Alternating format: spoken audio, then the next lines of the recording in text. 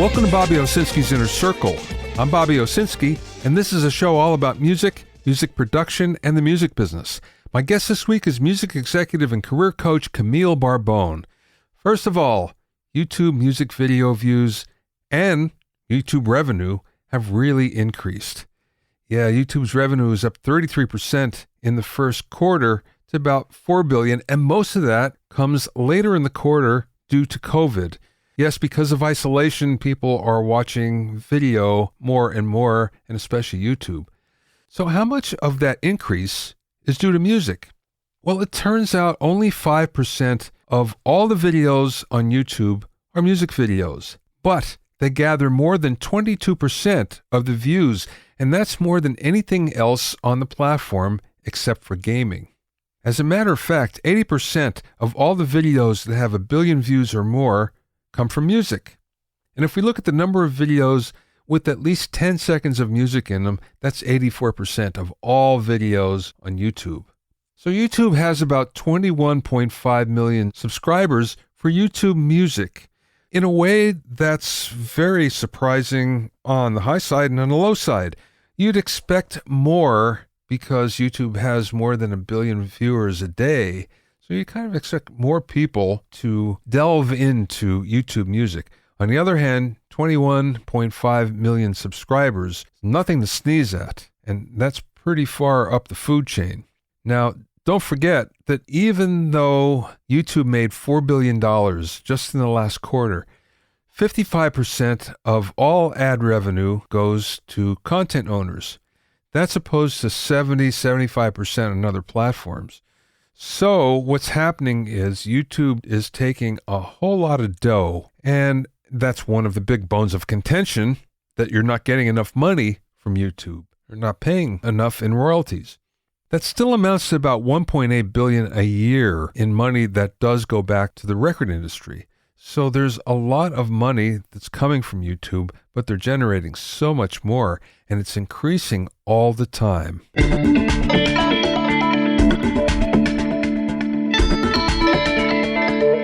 If you have any questions or comments, you can send them to questions@BobbyOInnerCircle.com.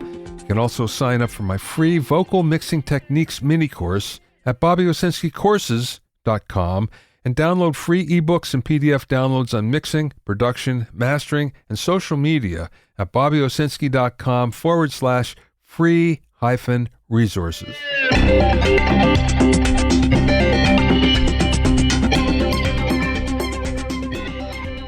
Now, speaking of things that are soaring and speaking of things that are surprising, the sales of music gear are out of sight during our isolation due to COVID.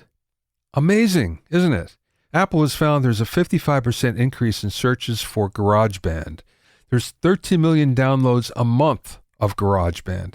Apogee and Roland have had their best months ever. Splice samples are experiencing more than 1 million downloads per day. Reverb.com found their searches are up 50%. This is what really got me. Sweetwater has doubled the visitors from their highest point in the year, which is usually around Thanksgiving. They're shipping between 15 to 20,000 orders per day, and they have 5,000 new customers per day, which are mostly new users. Guitar Center has found a big increase in sales of acoustic guitars and especially ukuleles. What's been found is these are mostly new users. They're between the ages of 11 to 15 and above 40 years old. And they want to learn how to use what they have, so online classes are exploding at places like Roland Academy and Guitar Center. The biggest increases are with synthesizers, keyboards, beat production equipment, drum machines, sequencers, and DJ controllers. And then beyond that, people want to record what they've just created, so there's big increases in the pro audio front on computer interfaces, microphones, speakers, digital audio workstation software, and searches for interfaces are up about 300%. People are also upgrading their studios, but maybe not with major purchases. They're doing a lot of small ones for drum heads, guitar parts, strings, things like that. So surprisingly enough, even though sales are down in most retail, when it comes to musical gear, sales are up and everyone is doing particularly well, especially if you have an online presence.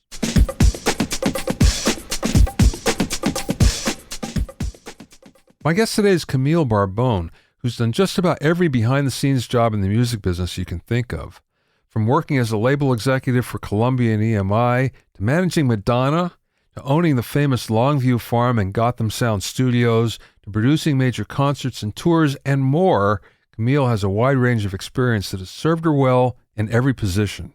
She's also provided marketing consultation to major labels and publishers, and handle music events and promotions for companies like Dunkin Donuts, Jaguar Motor Cars, Boys and Girls Club of America, BASF, and others. Camille holds both a degree in psychology and an MBA, which, coupled with her extensive entertainment industry experience, became the foundation for her current coaching and consulting business. During the interview, we spoke about her favorite label job, what's it like to own a world-class studio, how a degree in psychology helps her deal with people in the music business and artists, and much, much more. I spoke with Camille via Skype from her home in Florida.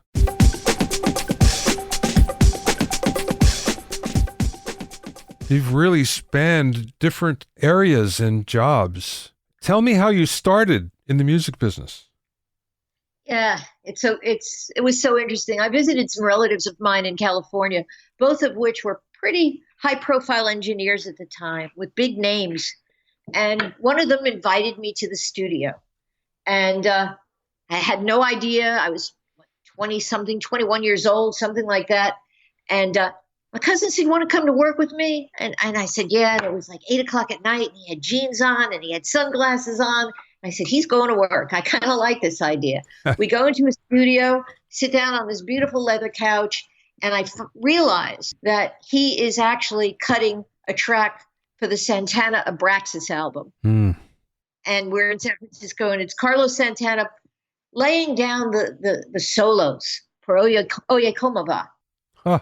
I'm telling you, it's like, I just sat there. I said, wow, this is an amazing business. It's an amazing thing to get involved with. I want to be in this business. And I came back to New York, and I started to apply for jobs at record companies. But I had always loved music. When I was a kid growing up, I was a bit of an audiophile, and I used to pick the singles and read all the liner notes. So I fell in love with the business early on, but then just experiencing what my cousins experienced in California, it was the deal for me. So I applied at Columbia, and they didn't have an opening, today's Sony, but they did have an opening in radio. So I took the opening in radio, and I'd say about 6 months to a year later, an opening came up in the records division, and I took it. And I was 22 years old at that point in time, and I've not done nor loved a business anything more than this. This is my life. I love everything about the business. You've done apparently a lot of jobs within a label, from what I could tell. What was your favorite? Well, the one, I think my favorite was the one that taught me how to do all the other jobs. And that was the first job I had in the music business. It was new release coordinator. I became the coordinator. I became the manager. And then I finally became the director of the department. And its function, the position, was to keep all the departments, 28 of them, on schedule to make releases at various times that fit into their marketing plans. And sometimes hundreds of thousands of dollars, sometimes millions of dollars were in the balance. And it was my job to make sure every department did what they were supposed to do on a timely basis. So I learned the business literally from the outside in. It was really one of the best educations I could have. That prepared me for going out on my own. But the job that I loved the most was when I had to interact with artist managers. And that's when I finally did leave the labels. That's when I decided I wanted to be an artist manager and I wanted to own a studio.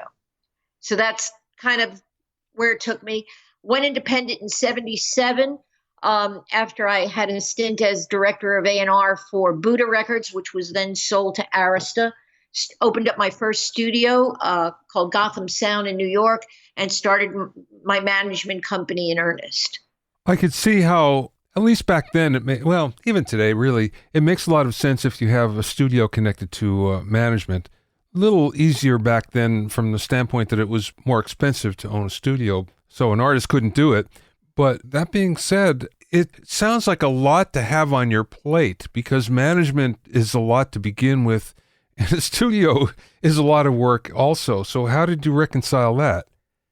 Well, the studio became my base of operation, and the reason why I decided to own a studio was every time I got involved in management situations, it was a component that the artist needed desperately. And as you well know, back in those days, it was pretty expensive to go into a studio.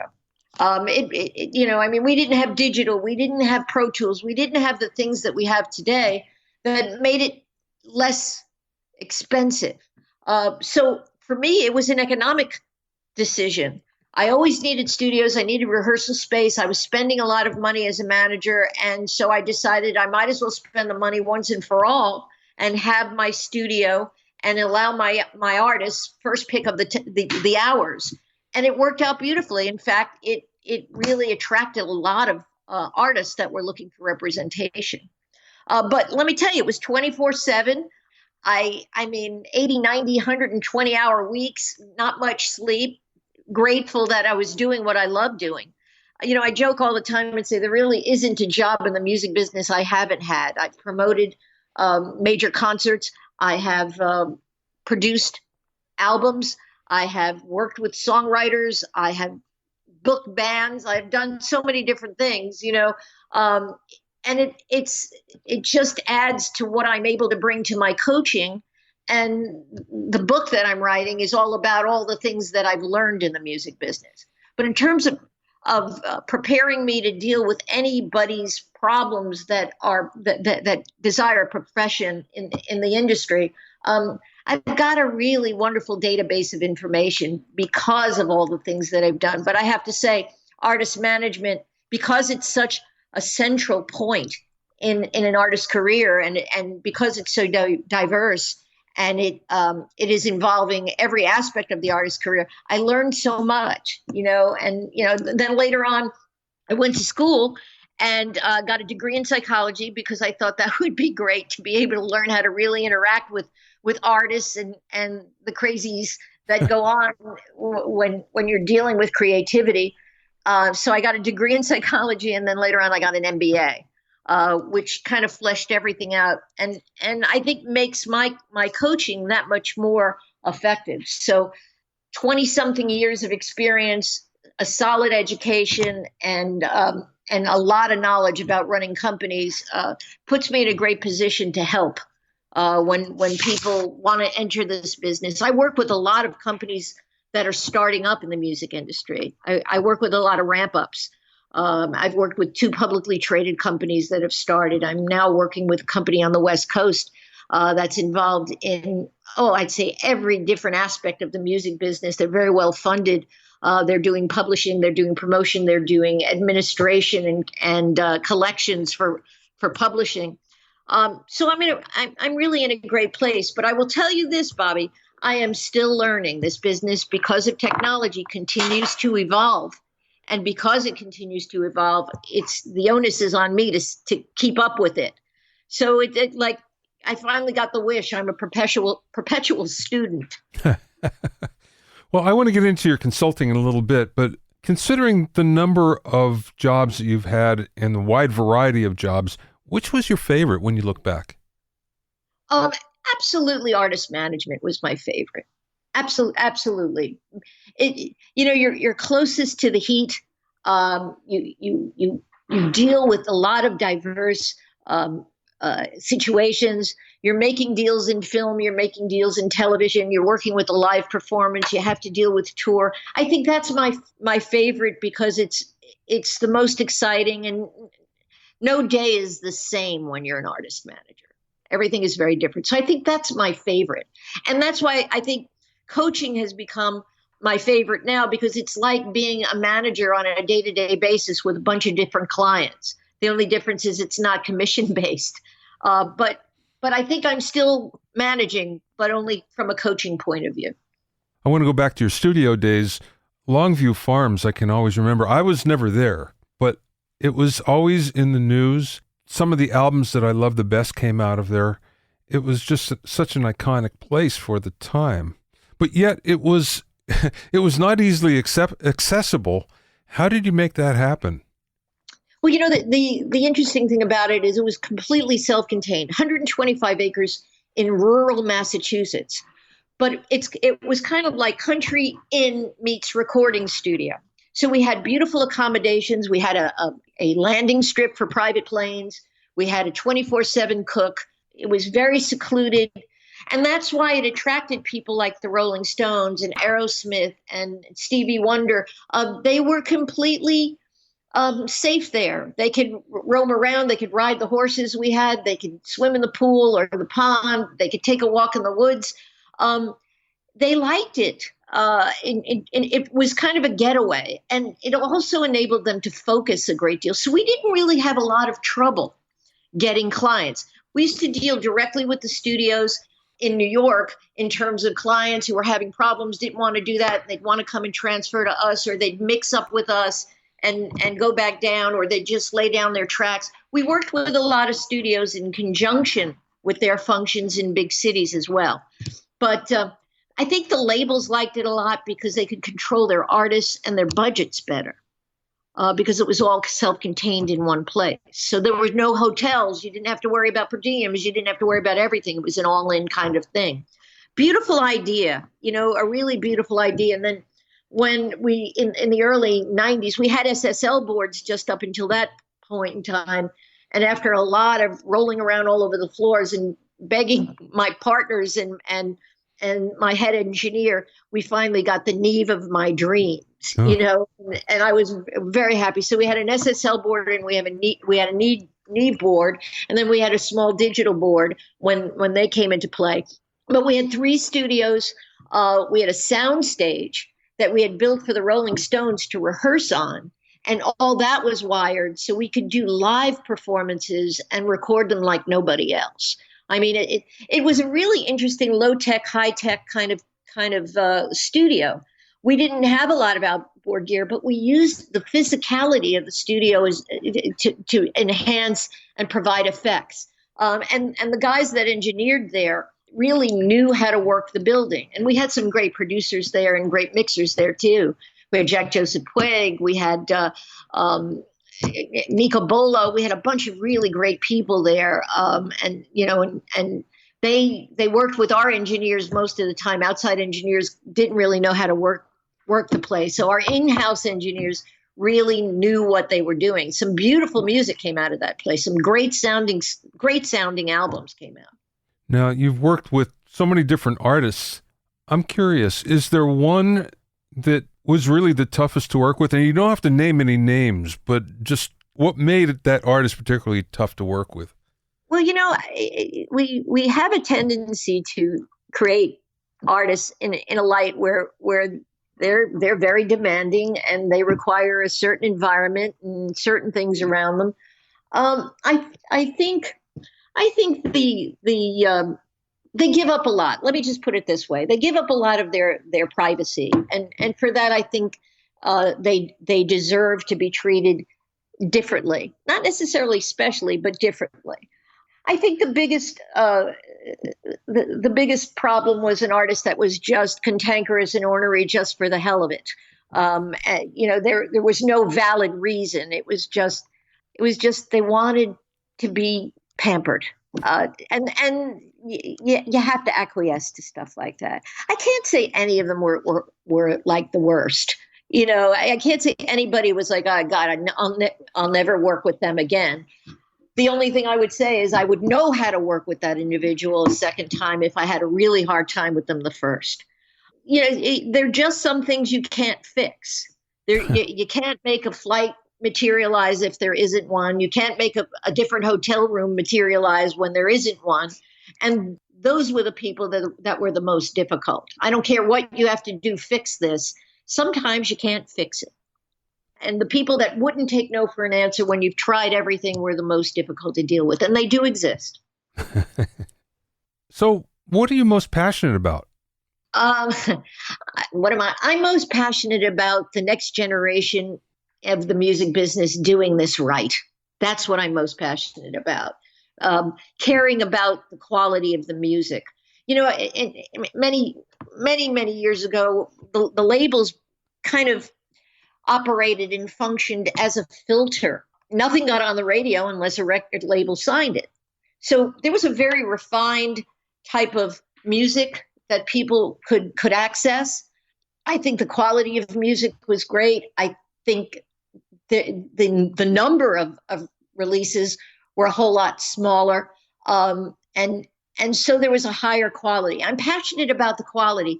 When you read a statistic like there are 40,000 new tracks on the internet every day, how do you wade through all that? How do you know what's great? What should be on the radio? So quality control, I think, is a very important thing right now, and we don't have it. Audiences are spread across the internet. As much bandwidth as we have is how many people can access certain things. I think that it behooves everybody to care more about the music, to care more about the things that we used to care about. Are there songs that can break a career? Are you a one-hit wonder? Do you have other songs? What about your live performance? I don't see a lot of great live performances anymore. I don't see a lot of great songwriting. I see a lot of trends in songwriting, and they're all very good, but I don't see those breakout singles anymore that have launched careers. I think we have a much wider swath of mid to high end artists now, and just a very small tier of really big stars. And I don't think that that's bad. I just think that it's different. So quality for me and professionalism is probably the most important thing. You know, you mentioned live performances, and I agree with you.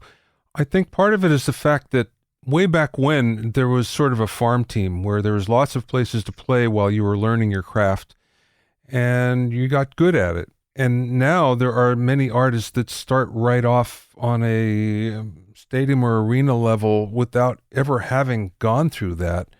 So they're never in a position to learn. And I think it's the same way with songwriting, where that used to be kind of passed down, and now it's not so much. So, you know, things are different the way it works today, for better or for worse. I completely agree. And, you know, you use an analogy that I use all the time, too, about a farm team. There's not an opportunity to perfect their art. And the very fact that they go onto the internet and they post videos and stuff like that. And when I work with clients, the first thing that I do is I say, let's review what you have online, and let's make sure it's of the quality and the ilk that you need it to be in order to begin the process of developing your career. I think artist development teams don't even come into play until somebody is already on the fringe of breaking, and you really need people to help you.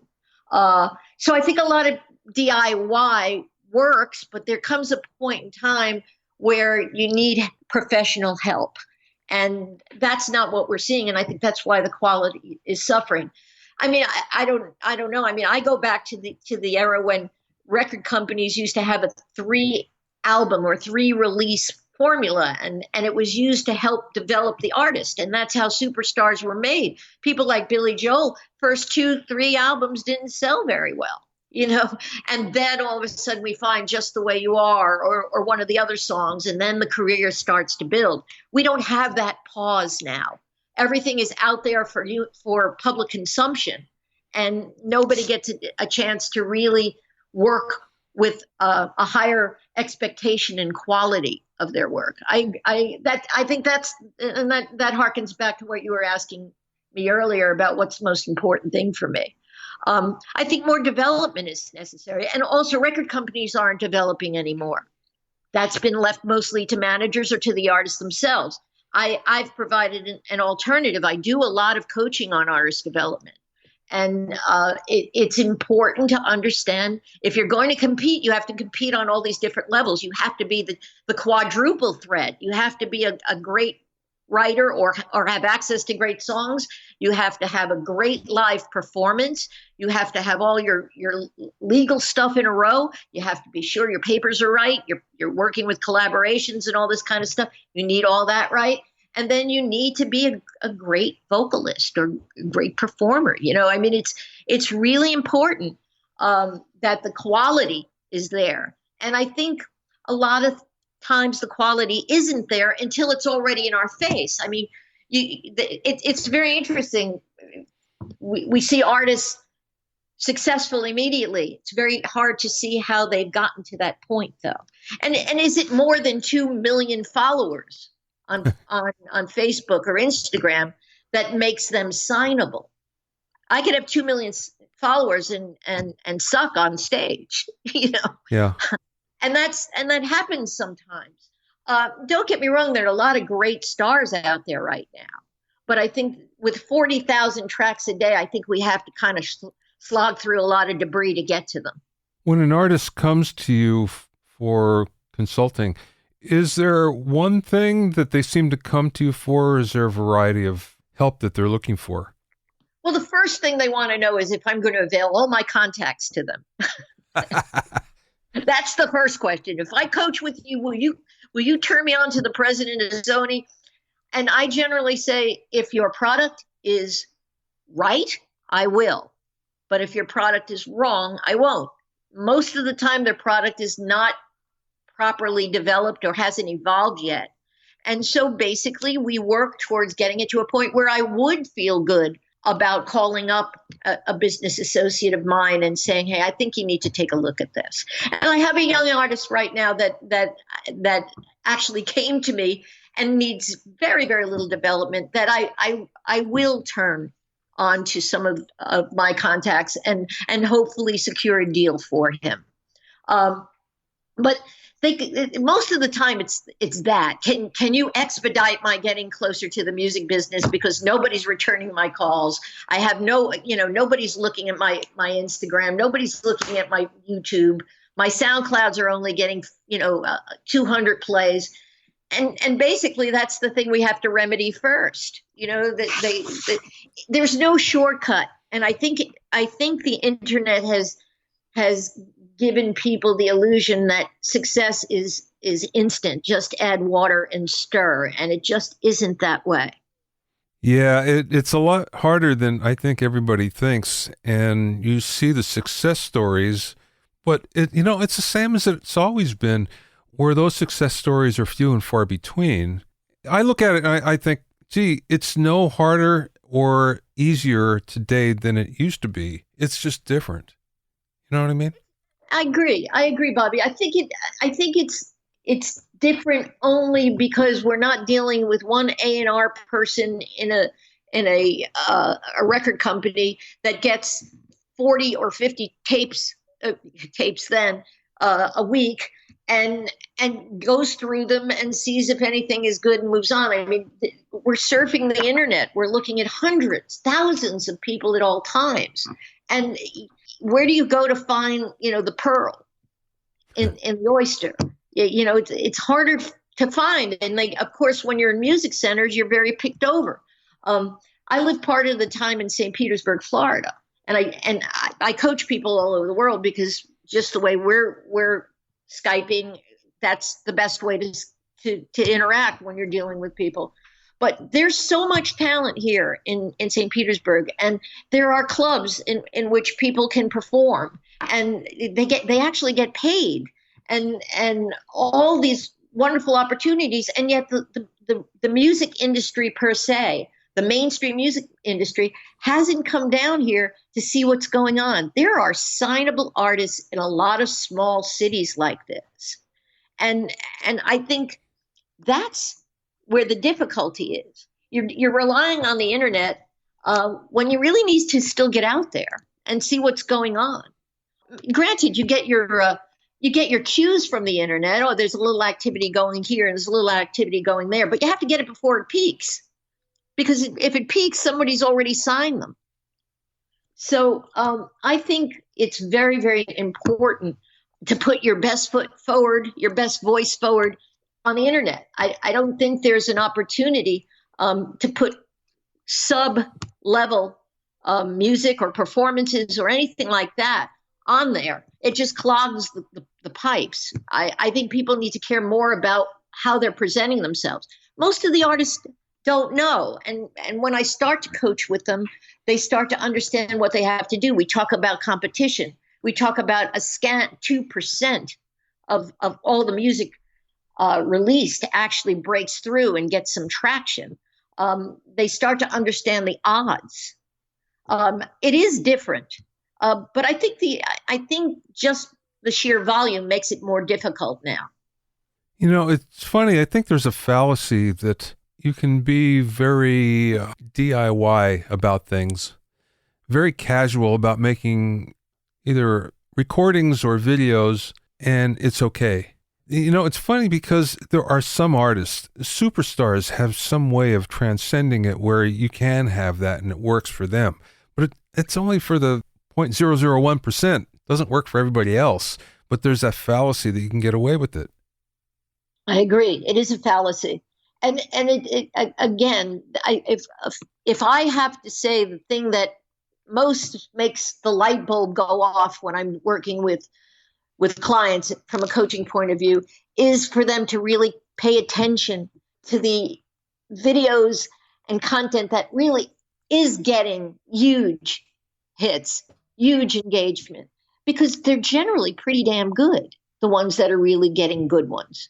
And you have to look at that. You have to say, look at the quality level there, and then let's look at your thing. Okay, you can't settle. Well, I don't have enough money. Then don't do anything until we can find a way to get this to work for you on a level where you're competitive. You know, it's there used to be a wine commercial. We will sell no wine until it's time. Well, it's about the same thing with artists. You really shouldn't start pitching yourself until you're ready. You should be competitive. You should have the song. You should have the performance. You should have the look. You know, and I guarantee you, if all those things are aligned, people will take notice. I worked with an 11-year-old here who was so charismatic on stage.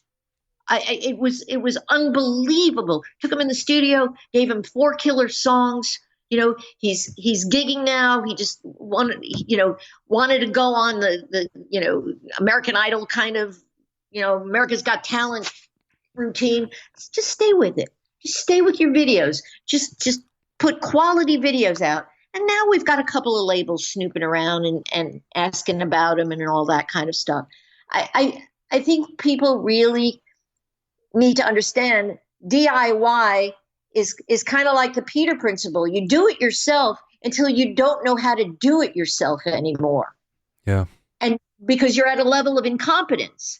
And I gently tell my coaching clients where their level of incompetence is and where they need to get some professional help.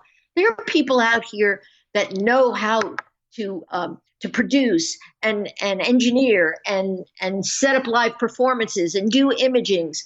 That's what you need to be a superstar. You don't do it alone. You know, an artist development team is crucial to success. And, a DIY approach only works for so long and gets you so far.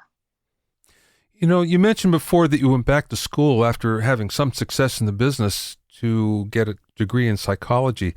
What did that teach you that helped you down the line?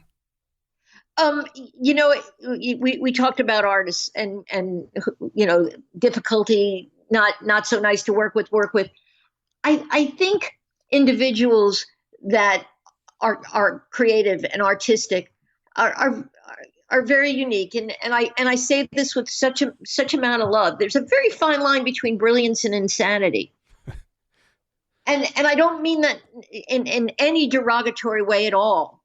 In order to think of some of the most successful songs in the business, or think of some of the most monumental performances we've seen as aficionados in the music business. That's genius. That's sheer genius. And you have to understand what they're giving up to be iconic, to be superstars. I think understanding the creative process and understanding the creative mind was very important to me. I always joke, I speak artist. I understand it's a selfish profession. It's a self-centered profession. And how do you keep them level-headed? How do you keep them easier to work? How do they stay easier to work with? There's some people that are dreams to work with. They're so secure, and there are other people that aren't. So I thought my degree in psychology, a master's in psychology, was going to help me. I also thought that I might go on for a PhD and work with some of these people that shoot themselves in the foot at the 11th hour when they're going to break big, because that's another problem that goes on in the music business. There's a lot of self-destruction. There's a lot of fear of success that goes on. There's a lot of acting out. You got to think about it. There's your dream, and your dream is unfolding, and you've got all these people talking to you and telling you different things, and you've got a sycophantic kind of thing that goes on too, where you've got people around you that say, "Don't worry about it. I'll take care of everything. I've got this covered." And what basically is happening when artist managers do that, and when professionals do that, is we're making our artists helpless. It's always been my policy to teach my artists about the business. I never did anything blindly. I never said, "I got this covered, don't worry about it." I'd sit down and explain copyright to them, mechanical royalty, performing rights, what's ASCAP, what's BMI. They understood more, as opposed to, "Don't worry, I got you covered." So psychology helped me to learn how to give artists the most important information, and then to gauge their reactions in a way where it became constructive as opposed to destructive. You see artists that shoot themselves in the foot at the 11th hour. Are there warning signs that that's going to happen beforehand? You can usually see it. The signs are there. But I've seen artists self-destruct at press conferences when they have hits on the charts. I've seen them do really serious damage to themselves. Maybe get loaded in the bar and then do the conference, or some screw with their visuals, with their appearance. I've seen a lot of self-destructive behavior over the years at times when everything was going beautifully in their careers, and they didn't have a strong artist development team around them, and no one was really paying attention to the signs of this artist going off the rails. If you go back and we think about some of these careers and all, we lost a few people that we shouldn't have lost. Amy Winehouse comes to mind. I mean, right there. I mean, there was sheer genius, and she surrounded herself with a lot of yes people, a lot of sycophants, and the guy that found her and managed her initially was the only one that was running around saying you have to get into rehab. Everybody else is no, because their paycheck is dependent upon Amy Winehouse. And I think that's the problem too. How do you speak truth to power? That's another thing that I think my psychology degree helped me with. You have to be honest. And you have to be willing to take the consequences if you're too honest. Yeah. It's the only way I can put it. But I would rather say I don't think that this is a good idea to an artist, as opposed to just BSing the artist and say, "Oh, this is the best song you've ever written, and oh my God, I can't believe how good that dress looks sensational on you," when she looks ridiculous. There's a lot of yeses that go on that shouldn't be yeses, but because your paycheck depends on that person, a lot of the support people around artists shy away from the truth. Again, you've done so much in the business in so many different areas. What was the biggest mistake that you've made, and what did you learn from it? All right, I will tell you the biggest mistake. And I had the book coming out, and the book is about 30% my working with Madonna and about 70% about how the music business works. And memoirs and stuff like that. And I tell how the business works through stories from people like Linda Perry and Joe Galante and people that were in the business and really in the front lines. I think the biggest mistake I made was when Madonna was moving over to Freddie DeManna's management. They offered me a job to manage her under Freddie DeManna's umbrella, and I refused. That was it. Oh boy. I was on my own, but that was it. And in retrospect, and there's more about it in the book, more elaboration on it. But I think that was probably the biggest mistake I made. When is the book due out? The book is due out fall 2020. It's looking like we'll still be on schedule with what's going on in the world right now. I don't know, but that's what my plan is, and that's what the marketing plan says. So it's a great read, and it talks about how the business works, but not in a lofty kind of Don Passman kind of way. It tells you how things work by the stories people tell. And it's, and I've been blessed with some great interviews that will come out and address things like being dropped from a label or catch and kill, or all the very situation that Taylor Swift just went through with owning the masters and not owning the masters, and how the labels work. There's so much to know about this business, and not many people know it because it's really, really complex. I mean, publishing in and of itself is so complex. And now with the internet and streaming and downloading and all the technology, there's more to learn. You have how many different agencies collecting performing rights royalties and mechanical royalties now? I can name 6. Yeah, right. What does ASCAP, BMI, and CSAC do? Where's Song Trust? You got to know these things. And when I coach people that aspire to be managers, I have handouts and I have information that teaches them the right way to do things, how this really works. I've taught artist management at Baruch College in New York. I started their entertainment marketing department there and put their internship program together. I spoke at Full Sail not too recently, and about 2-3 months ago. And I just did a thing for St. Petersburg College. They have a recording program. And I think the schools, like the Clive Davis NYU School, I think these schools are fabulous.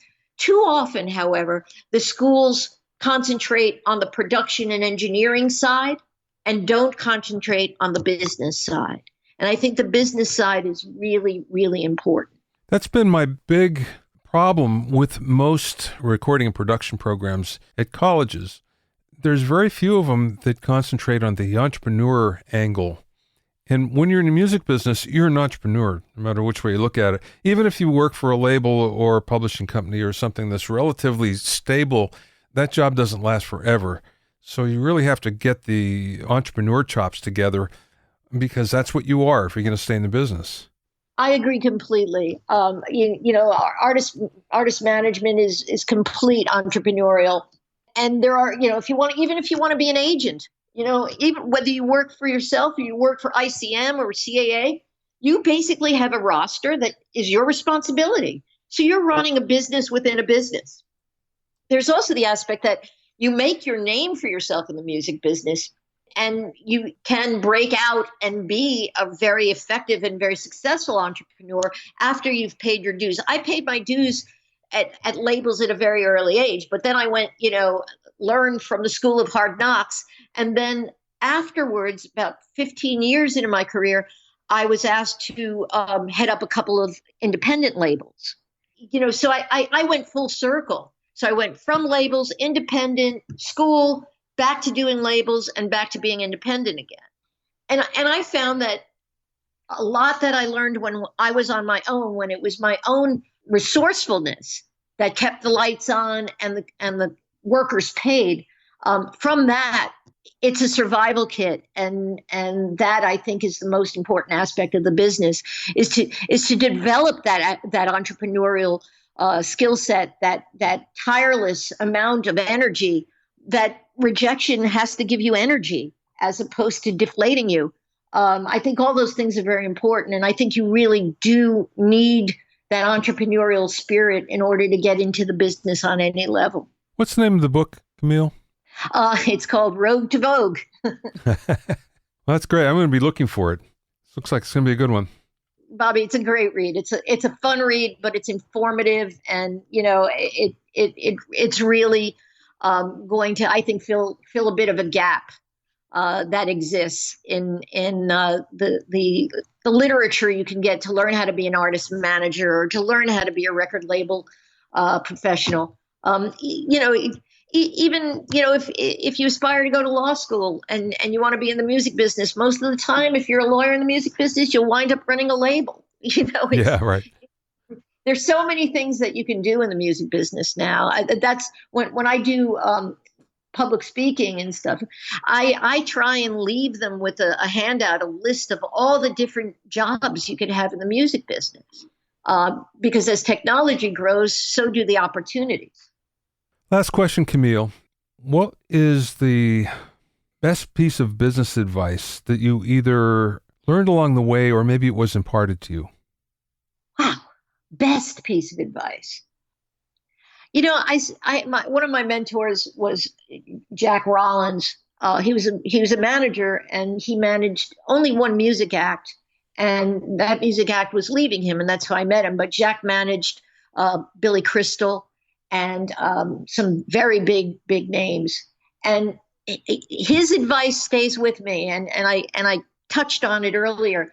You have to learn everything you possibly can, and you have to be able to discern what's real information and what isn't real information. I think you just don't search on the internet and you find out all this information. You have to go to 3 or 4 sources. You have to really learn how this business works. And that's my hope for the next generation. When I do live speaking, that's what I say. If this is the legacy that we're handing over to you, my generation came at a time where you had to find out how to do it. And you did it by talking to people that knew how to do it. If you can find a mentor, I think you should use that mentor to learn everything you need to learn. And for me, that's it. I never stop learning. I just there's a new company, and it's a confidential deck that they sent me, and it's very complex, and it has to do with publishing and all. And I literally had to sit down and take notes and ask questions in order to understand the model of the business. And I've been doing this a lot of years, and I don't take it lightly, Bobby. I still say, okay, let me research that. Let me figure out what's going on. I think we need to drill down deeper. And we need to tell the next generation that they have to drill down deep too, in order to understand every aspect of this business and be effective. You can find out more about Camille and find out about her book and consulting at CamilleBarbone.com. That's Camille Barbone, CamilleBarbone, all one word, .com. Thanks for listening and being in my inner circle. Remember, if you have any questions or comments, you can send them to questions@BobbyOInnerCircle.com. To listen to other episodes of Bobby Owsinski's Inner Circle, go to BobbyOwsinski.com and select the podcast tab, or go to BobbyOInnerCircle.com, or you can find it on iTunes, Stitcher, Mixcloud, Google Play, Google Podcasts, Spotify, Deezer, TuneIn Radio, Radio Public, and Podbean. At BobbyOwsinski.com and BobbyOInnerCircle.com, you'll also find a sign-up form for my newsletter and for alerts for new podcasts. This is Bobby Owsinski. I will see you next time.